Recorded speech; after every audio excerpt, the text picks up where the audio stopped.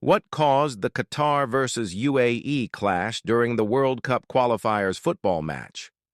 At first glance, it looked like just another heated game, emotions, celebrations, and angry fans. But behind that chaos on the field lies a story far deeper, one that stretches back years, filled with politics, pride, and unfinished rivalries. It happened right in Doha, during the World Cup qualifying match between Qatar and the United Arab Emirates. Qatar scored first, and that's when everything began to unravel. A Qatari player ran toward the section with UAE fans to celebrate, and that moment lit the spark. Bottles, cups, and even sandals were thrown onto the pitch. Some fans tried to cross barriers, security rushed in, and chaos spread across the stands. To outsiders, it looked like football passion gone wild, but to those who know the history, it was never just about football. To understand why this match turned violent, we have to rewind a few years.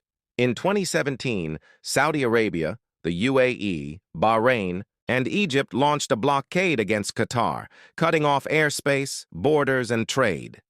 They accused Qatar of supporting terrorism, of being too close to Iran, and of funding groups the others didn't approve of.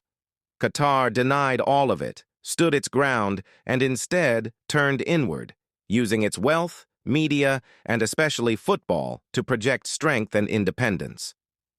For over 3 years, families were separated, flights banned, and diplomacy frozen.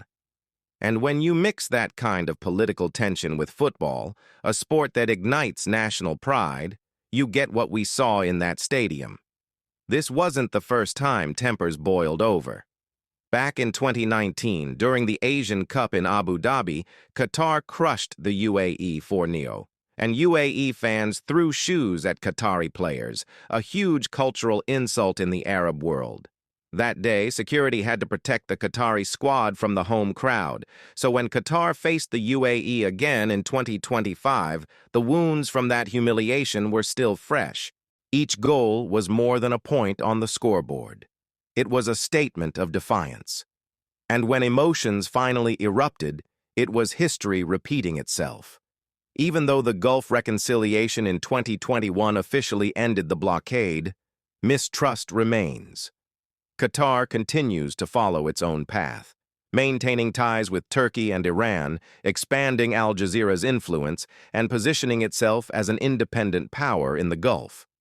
The UAE and Saudi Arabia, on the other hand, see themselves as the natural leaders of the Arab world, and Qatar's boldness often feels